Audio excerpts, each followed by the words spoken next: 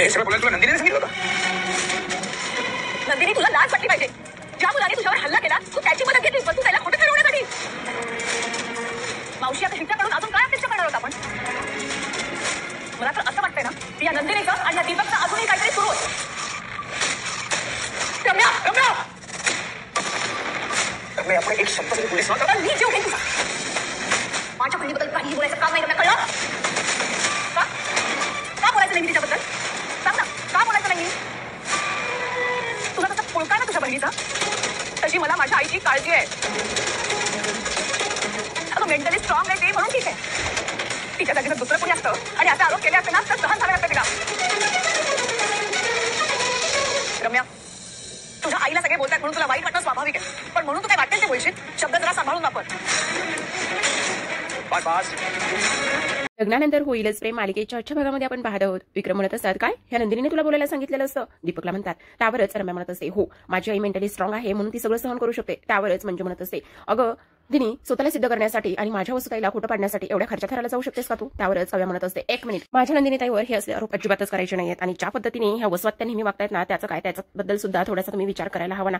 त्यावरच आता इथे रम्या म्हणत असते, मला तर असं वाटतंय की आता सुद्धा आणि आणखी सुद्धा ह्या नंदिनीचं ह्या दीपक बरोबर काहीतरी लफडं सुरू आहे. असंच म्हणता क्षणी सगळ्यांना खूपच मोठा धक्का बसलेला असतो, कारण रम्याच्या तोंडून हे वाक्य ऐकल्यानंतर सगळ्यात मोठी गोष्ट झालेली असते. सगळ्यांना धक्का आणि सगळेजण शॉकमध्ये बसलेले असतात. त्यावरच रम्या म्हणत असते, का नसावं, मला तर ह्या सगळ्या गोष्टी याच पद्धतीने वाटत आहे. त्यावरच मानिनी आता पेटून उठलेली असते.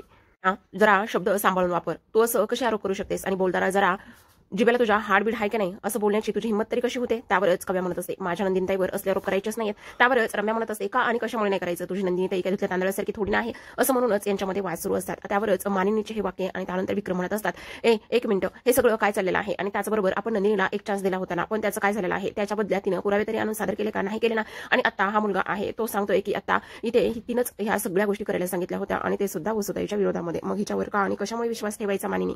तरच आता जेव्हा म्हणत असतो, हो बाबा, कारण तिच्यावर विश्वास ठेवायलाच हवा, कारण नंदिनी कधी आतापर्यंत खोटं बोलत नाही आणि खोटं बोलणारही नाही याची खात्री आहे आम्हा सगळ्यांना.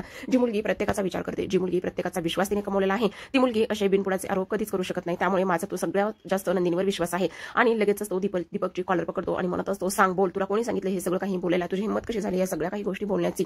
त्यावरच आता इथे जीवाला मानिनी थांबवते. ती म्हणत असते, त्यावर नंदिनी सुद्धा सांगत असते, प्लीज जीवा शांत व्हा, त्याला मारून आणून काही होणार नाही, प्लीज शांत व्हा. पण जीवा म्हणत असतो, नाही, हा याला चांगला बेदम मारला ना तर हा पोपटासारखा नक्कीच बोलेल. त्यावर पात सुद्धा पेटून उठलेला असतो. तो सुद्धा म्हणत असतो, नाही, ह्याला ना जेलची हवा खायला द्यायला पाहिजे. जीवा तर बोल म्हणत असतो, बोल, तुला हे सगळं कोणी आणि का करायला सांगितलेलं हे बोल म्हणतोय ना तुला, बोल. त्यावरच मानिनी इथे जीवाला थांबवते. ती म्हणत असते, जीवा प्लीज जरा शांत हो, प्लीज ह्या गोष्टी अजिबातच अशा करू नकोस, प्लीज जरा शांत हो. त्यावरच आता नंदिनी म्हणत असते, एक मिनिट जीवा, एक मिनिट, मी बोलते त्याच्याशी. असं म्हणूनच आता ती दीपक समोर जाऊन उभी राहते आणि म्हणते, दीपक, असं का करतोयस तू? का उगाच नाही त्या गोष्टी बोलतोयस? अरे मी कधी तुला असं माझ्या बाजूने साक्ष दे आणि मी कधी तुला असं डील केलेलं आहे? हे बघ दीपक, प्लीज खऱ्या गोष्टीवरचा लोकांचा विश्वास उडेल असं काही वागू नकोस, प्लीज. तुम्हाला म्हटलं ना की त्या दिवशी जे काही झालं होतं ते मी सगळं काही सांगेल आणि वसवात्यानेच इथे माझ्या मदतीने तुम्हाला लग्नातून किडनॅप केलं होतं आणि हे सगळं तुम्हाला तिथे बोललायस आणि म्हणून तर मी तुला सोडवलंय ना. मग तू असं का बोललायस? आणि तू ही गोष्ट बोललायस की मी केलेल्या गुन्ह्याची शिक्षा फक्त मी एकटा इथे भोगत आहे, फेडत आहे आणि त्याचबरोबर इथे वसवात्या जी आहे ती मोकाट बाहेर फिरते. तुझे हे सगळ्या गोष्टी बोललायस ना, मग आता का असं फिरवतोयस? प्लीज दीपक, असं करू नको, हा माझ्या अस्तित्वाचा आणि चारित्र्याचा प्रश्न आहे.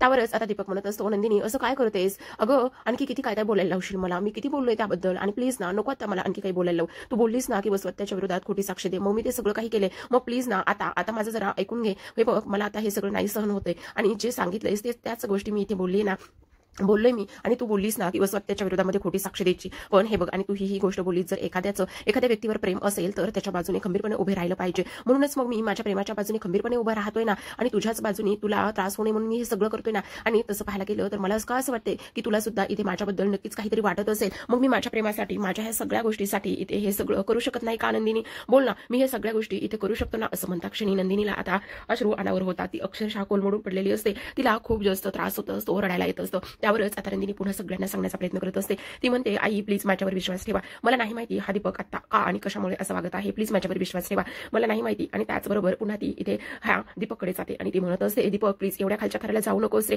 कधी काळी जर माझ्यावर प्रेम केलं असेल, कधी काळी जर मला मैत्रीण मानलं असेल तर एवढ्या खालच्या थराला प्लीज तू जाऊ नकोस ना रे. असंच आता नंदिनी इथे बोलत असते. त्यावरच वसवात्या म्हणतात, इकडे नंदिनीने मानिनीला सांगितलं असतं, आई हा खोटं बोलतोय, त्यानेच मला सांगितलं होतं मी तिकडे जाण्याआधी वसवात्या मला भेटायला आल्या होत्या म्हणून. अगं काय बोलतेस हे तू? असं कसं बोलू शकतेस? आणि नाही ते आरोप माझ्यावर का करतेस नंदिनी? अगं काय वाईट केलं मी तुझं, माझ्या या वयाचा तरी विचार कर जरा. त्यावरच आता वसवत्या अगदीच रडायला लागलेल्या असतात आणि रडण्याचं आव्हानात असतात. हे बघ मानिनी, माझ्यावर विश्वास ठेव. ही पोरगी तुला माझ्या विरोधात भडकवत आहे, मी असं काही केलेलं नाहीये, माझ्यावर विश्वास ठेव. आता मानिनीचा प्रश्न असतो तो वसवत्याला. वसवत्या, आज दिवसभर तुम्ही घरामध्ये नव्हतात, कुठे गेला होता सांगाल का प्लीज. आणि त्यावरच आता इथे वसवत्या म्हणत असतात, अगं मानिनी, तुला माझ्यावर विश्वास नाहीये का, तू माझ्यावर अविश्वास दाखवतेस आणि मी दिवसभरात कुठे गेले, काय केलं, ह्या गोष्टी तुला जाणून घ्यायच्यात का. तर मग ऐक, अगं मी माझ्या गुडघ्यांची ट्रीटमेंट चालू आहे म्हणून हॉस्पिटलमध्ये गेले होते, तुम्हाला माझ्यावरती विश्वास नाहीये का. रम्या, जाग जरा, ते डॉक्टरांकडे फाईल आहे ती घेऊन ये. त्यावरच काव्या म्हणत असते, अच्छा म्हणजे रिपोर्ट सुद्धा बनवले, फाईल सुद्धा बनवून आणलेली आहे, आता बोला ना ह्या गोष्टीवरती तुम्ही काय बोलणार आहात. पण वसवत्या म्हणत असते, आहे माझ्याकडे पुरावा आहे. रम्या गेली माझ्याकडेचा जो पुरावा आहे तो आणायला. पण मानिनी, मला तुझ्याकडून ही अपेक्षा अजिबातच नव्हती, तू असं करशील ह्या गोष्टी मला अजिबातच मान्य नव्हत्या. इकडे मात्र वसवत्या म्हणत असते, हो हे सगळं तुम्हीच करू शकता, तुमच्या मनात एक आणि ओठावर एक असतं, ह्या तुम्ही एक नंबरच्या आतल्या गाठीच्या आहात. त्यावरच वसवत्या म्हणत असते, अगं मी मला का बोलतेस, हे सगळं तुझ्या बहिणीने केलेलं आहे आणि ती माझ्यावरती आरोप करत आहे. त्यावरच आता काव्या म्हणत असते, हे सगळं फक्त तुम्ही म्हणत आहात, तुमच्यावरती कोणाचाही विश्वास नाही, एकटे विक्रम काका सोडले तर. त्यावरच आता वसवत्या म्हणत असते, हो आता एकदा का तो हॉस्पिटलमधला पुरावा बघितलास ना, मग तुझ्या लक्षात येईल मी गुडघ्याची ट्रीटमेंट चालू आहे म्हणूनच मी तिकडे गेले होते. पण काव्या मात्र तिचं काहीच ऐकून घेत नसते. स्वतःने मात्र विक्रम काकाला अगदीच घोळात घेतलेलं असतं. त्या म्हणत असतात, ही मुलगी मुद्दाम माझ्या भावामध्ये आणि माझ्यामध्ये फूट पाडण्याचा प्रयत्न करते. घरामध्ये आल्यापासून चांगलं वागलेले आहे, पण हा राखीचा धागा आहे. माझ्या भावावरचा विश्वास आणि त्याचा माझ्यावरची विश्वास एवढा सहजासहजी तुटू शकत नाही. त्यावरच विक्रम हातात असलेल्या राखीकडे पाहतात आणि त्यांना ते आठवत असतं जेव्हा त्यांनी म्हटलेलं असतं की काय देऊ ताई तुला ओवाळणी. त्यावरच वसवत्या म्हटलेलं असतात की काही नको, फक्त माझ्यावरचा जो विश्वास आहे तो कधीच डगमगू देऊ नको, तो असाच कायम ठेव, असंच आता वसवत्या म्हणलेले असतात. आणि त्यामुळे विक्रम काकांनी आता जो काही त्यांच्यावर विश्वास दाखवलेला असतो तीच एक त्यांना राखीची भेट असते, असंच ती नेहमीच इथे विक्रमला जाणीव करून देत असते त्या बोलण्यामधून. आता रम्या तेवढ्यातच डॉक्टरांकडे गेलेली जी फाईल असते ती फाईल घेऊन आलेली असते आणि रम्या म्हणत असते, हे बघ ही फाईल आहे आणि मी तू नसेल तुला विश्वास तर तू चेक कर बघ, मी डॉक्टरांकडे गेले होते आणि मी तिथेच होते, अजूनही माझ्याकडे पुरावा आहे. पण ह्या नंदिनीकडे काय पुरावा आहे, किंवा हा दीपक खरं बोलते खोटं बोलतोय, ह्याच्याकडे काय पुरावा आहे, बोला ना सांगा, माझ्याकडे तरी इथे पुरावा आहे. असंच आता वसवत्याने चांगलंच धरलेलं असतं. तिने जो फाईल मधला पुरावा आहे तो सगळ्यांना दाखवलेला असतो, तो पुरावा आजचाच असतो आणि त्यावरती वेळ तारीख सगळं असतं. त्यामुळे सगळ्यांना नंदिनी वसवत्यावर विश्वास ठेवावाच लागतो. त्यावरच आता वसवत्या म्हणतेस, बघितलंस विक्रम, यामध्ये आजचीच तारीख आहे आणि पुरावा सुद्धा आजचाच आहे. हे सगळं पाहिल्यानंतर आता लगेचच इथे वसवत्या म्हणत असतात की माझ्याकडे तरी पुरावा आहे, पण ह्या मुलाकडे आहे का पुरावा. अरे मुला बोल ना बोल, असं काय करतोयस. तर इकडे लगेचच आता पुन्हा जीवा त्याची कॉलर पकडतो आणि म्हणतो, नाही ह्याला जेलपेक्षा दुसरी कुठलीच हवा चांगली नाहीये, ह्याला एकदा का जेलमध्ये पाठवलं ना मग सगळ्या गोष्टी व्यवस्थित होतील, ह्याला चांगलीच अद्दल घडवावी लागेल. असंच आता इथे जीवा त्याची कॉलर पकडून म्हणत असतो. तेवढ्यात आता विक्रम काका जे आहे ते खूपच रागवतात आणि जोरातच ओरडतात, बास करा म्हणून, काय चाललेलं आहे हे सगळं, एक मिनिटं आत्ताच्या आता शांत बसायचं आहे, सोड त्याला जीवा, हे काही इथे कोर्ट किंवा हा काही इथे चौकात भांडणं नाही येत लागलेली, समजलं तुला. त्यावरच मिथून काका म्हणत असतात, पण एकदा तुम्ही त्या नंदिनीचं विचारीचं तिचं म्हणणं तरी ऐकून घ्या, तिला बोलण्याची तरी संधी द्या आणि त्याहूनही पेक्षा सर्वात महत्त्वाची गोष्ट म्हणजे की ती अशी बिनबुडाचे कोणावरही आरोप करणार नाही, ही सुद्धा गोष्ट मात्र तेवढीच महत्त्वाची आहे ना. मग तुम्ही तिच्यावरती असा विश्वास का दाखवताय. त्यावरच आता विक्रम म्हणत असतात, नाही नंदिनी, आज तू माझा विश्वासघात केलेला आहेस, त्याचबरोबर तू आम्हा सगळ्यांना फसवला आहेस, तुझ्यावरती विश्वास ठेवून आम्ही खूप मोठी चूक केलेली आहे, असंच नंदिनीला ते बोलतात. नंदिनीच्या डोळ्यातून अश्रू उघडत असतात. ती म्हणत असतात, ती म्हणते, बाबा प्लीज माझं तर ऐकून तरी घ्या ना तुम्ही, मी असं काही केलेलं नाहीये, हा दीपक खोटं बोलतोय, हे सगळं वसवत्याने त्याला करायला सांगितलेलं आहे, वसवत्याच्या सांगण्यावरून तो इथे करत आहे. त्यावरच ते म्हणत असतात, मग तुला दिला होता ना 24 तासाचा वेळ, एक दिवस तुझ्याकडे होता, मग काय केलेला आहेस तू, ह्या पोरासोबत डील केलेली आहेस, त्याला जेलमधून सोडवलंयस आणि त्याच्यावर विश्वास ठेवून इथे वसवत्याच्या विरोधामध्ये तू कान भरतेस, त्याचबरोबर वसवत्याच्या विरोधात तू सगळं काही बोलतेस. हे कसं शक्य आहे नंदिनी, आज तू माझ्या मनातून पूर्णतः उतरलेली आहेस, मी तुला माझी सून मानत होतो, पण ह्या सगळ्या गोष्टी चुकीच्या पद्धतीने तू केलेल्या आहेस. असंच आता इथे विक्रम बोलत असतात. हे नंदिनी पुरावा म्हणून कोणाला घेऊन आलीस तू, ह्या मुलाला, आणि ह्या मुलाला मी माझ्या डोळ्यासमोर एक क्षण सुद्धा, एक सेकंड सुद्धा पाहू शकत नाही, हे अशा मुलाला तू इथे पुरावा घेऊन आलेली आहेस. जरा तरी लाज वाटायला पाहिजे नंदिनी, तुला तू अशा खालच्या दराला जाऊन वागशील असं मला मुळीच वाटलं नव्हतं. आणि त्याचबरोबर इथे विक्रम खूप चिडलेले असतात. विक्रम लगेचच दीपकला म्हणत असतात, आत्ता माझ्या घरातून चालतं व्हायचं, गेट लॉस्ट. असं म्हटल्यानंतर सगळ्यांना खूपच मोठा धक्का बसलेला असतो आणि त्यावर चालता होतोस की नाही, असंच आता इथे विक्रम दीपकला बोलत असतात. सगळेजण दीपककडे पाहत असतात. नंदिनी तर खूप आशेने त्याच्याकडे पाहत असते, पण आता मात्र कोणाकडे काहीच पर्याय शिल्लक राहिलेला नसतो. आता लगेचच इथे मात्र दीपक तिथून निघून सुद्धा गेलेला असतो. इकडे काव्याला तर खूपच मोठा धक्का बसलेला असतो की विक्रम काका ह्या पद्धतीने हे सगळं काही बोलतील म्हणून. लगेचच नंदिनी इथे विक्रम काकाकडे जाते आणि नंदिनी विक्रम काकाकडे गेल्यानंतर ती म्हणत असते, बाबा प्लीज माझं ऐकून घ्या ना, तो खोटं बोलत होता, तो खरं बोलत नव्हता, प्लीज माझं ऐकून घ्या ना. त्यावरच विक्रम म्हणत असतात, काय खरं काय खोटं ह्याची लक्ष्मी रेषा तू ओलांडलेली आहेस नंदिनी. त्यावर नंदिनी हात जोडत असते आणि त्याचबरोबर आज तू माझा विश्वासघात केलायस, त्याचबरोबर ह्या मुलाला इथे हजर केलेला आहेस आणि त्याच्या तोंडून ते सगळं ऐकल्यानंतर मला तर खूपच मोठा धक्का इथे बसलेला आहे. इकडे नंदिनीला खूप जास्त वाईट वाटत असतं. मानिनीला तर रागावर अगदीच नियंत्रण तिचं सुटलेलं असतं, कारण विक्रम आज एवढे लेवल सोडून वागल असं मानिनीला अजिबातच वाटत नसतं. कुठल्या रागापायी आणि कसला राग आहे तुझा वसुताईवर, त्या एवढ्या रागापायी इथे तू एवढ्या खालच्या घराला जाऊन एवढी वागलेली आहेस, सिद्ध करण्यासाठी त्या मुलाला घेऊन आलेली आहेस. त्याहूनही पेक्षा सर्वात महत्त्वाची गोष्ट, खूप विचार करून आणि एका झटक्यात मानिनी आणि मी तुझी सून म्हणून निवड केली होती, पण आज त्या सगळ्या गोष्टीवरती पाणी फिरलेलं आहे. खरंच आज आमची निवड चुकलेली आहे नंदिनी, आणि तुला सून म्हणून घेण्याची सुद्धा आज मला लाज वाटत आहे नंदिनी.